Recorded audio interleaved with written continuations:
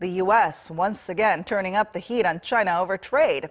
Amid a second round of trade talks with China and Washington, Trump said he had his doubts on whether they'd be successful, since he believes China has become spoilt after years of having it easy with U.S. trade negotiators. Our Choi Si-young tells us more. With all the years that you've covered, trade and nations and wars and everything else, you've never seen people come over from China to work on a trade deal. Now, will that be successful? I tend to doubt it. The reason I doubt it is because China's become very spoiled. Speaking to reporters at the White House on Thursday, President Trump expressed his doubts about reaching an agreement with China over trade as the world's two largest economies sat down for crunchy negotiations to avert a potential trade war. Trump's remarks come as the two sides are holding round two of their high-stakes talks on trade. The first round held in Beijing earlier this month yielded little in the way of progress.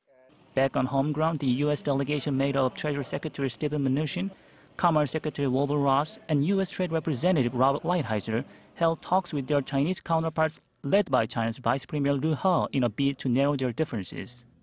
The New York Times reports that China is preparing to offer the U.S. a deal to buy $200 billion worth of American goods.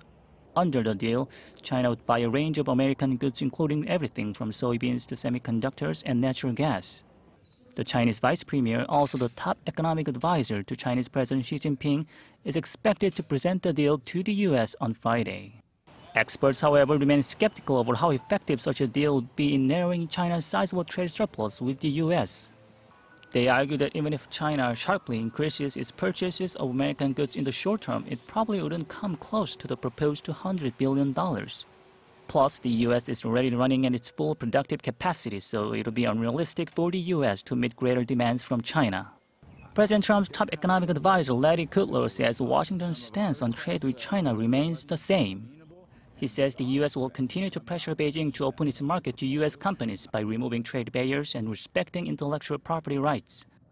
With the U.S. eager to grab the upper hand in the remaining negotiations, it remains to be seen whether the two world's largest economies can arrive at a compromise, avoiding a devastating trade clash.